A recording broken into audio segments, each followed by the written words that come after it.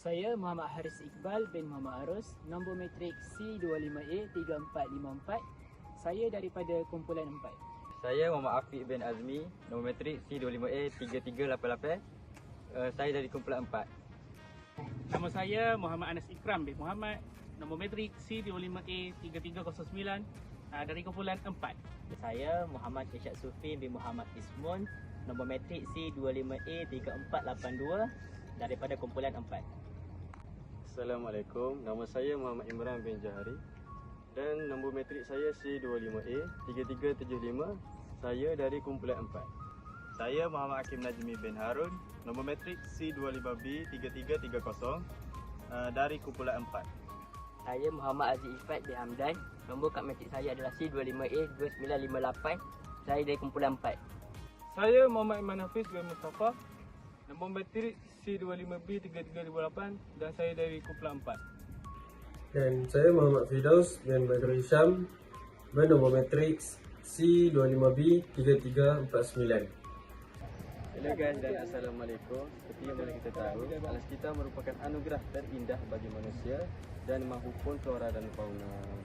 Namun sikap tidak bertanggungjawab menyebabkan kawasan pantai semakin tercemar.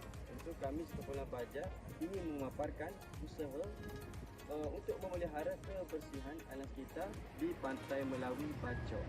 Cantik sebenarnya pantai ni, tapi sayangnya banyak sampah merata-rata. Betul ke? Kalau dibiarkan macam ni kan, boleh rosakkan ekosistem laut dan mencemahkan pemandangan orang sini. Betul. Berkesan juga dekat kehidupan laut. Plastik boleh membahayakan penyu dan ikan. Kita tak boleh tengok saja benda macam ni. Apa katanya kita sama-sama bersihkan kawasan pantai ni. Setuju? Let's go! Bubuh dulu! Ish, banyaknya sampah.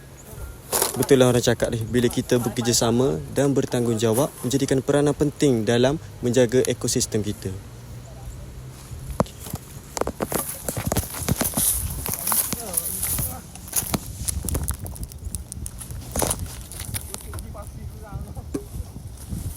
Semua kita kena buang sampah di tempat yang betul supaya alam sekitar ni sentiasa bersih. Kalau semua masyarakat ada kesedaran macam ni, sudah tentu alam sekitar kita akan lebih terjaga.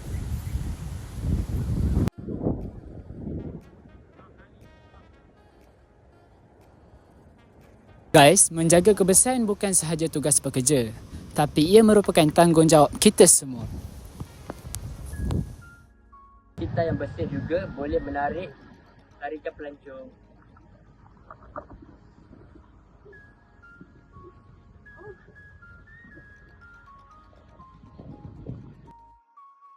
Oleh itu, usaha kecil jika kita melakukan bersama-sama mampu membawa perubahan. Bak kata berpatah, usaha tangga kejayaan.